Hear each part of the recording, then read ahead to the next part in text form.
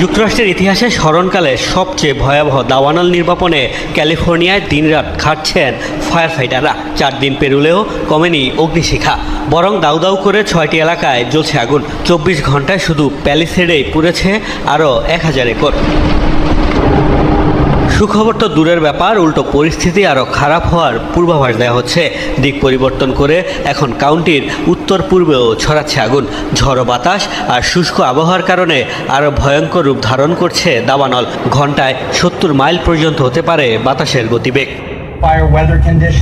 দাবানলের এই ভয়াবহতা বুধবার পর্যন্ত থাকবে। Los Angeles county fire department প্রস্তুত। ঝোড়ো বায়ু ও শুষ্ক আবহাওয়া বাড়াচ্ছে প্রতিবন্ধকতা। কী কারণে আগুন লেগেছে তা জানতে আরও তদন্ত প্রয়োজন। মেলেনি সুনির্দিষ্ট কোনো তথ্য প্রমাণ। এরই মধ্যে লস অ্যাঞ্জেলস থেকে সরানো হয়েছে 1.5 লাখের বেশি বাসিন্দাকে। আরও 1,66,000 মানুষকে বাড়ি ছাড়ার প্রস্তুতি রাখতে বলা হয়েছে। ক্ষতিগ্রস্ত 12,000-এর উপর ঘরবাড়ি স্থাপনা। ঝুঁকিতে রয়েছে আরও 1.5 লক্ষ। অনেক স্থানে উদ্ধারকর্মী না পৌঁছানোয় রয়েছে প্রাণহানি বৃদ্ধির আশঙ্কা।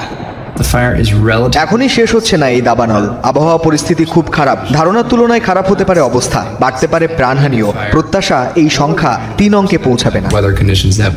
ক্যালিফোর্নিয়ার সহায়তা এগিয়ে এসেছে প্রতিবেশী 7 রাজ্য। আগুন নেভাতে কানাডা ও মেক্সিকো পাঠিয়েছে বিশেষ টিম। মোস্তফা মাহমুদ,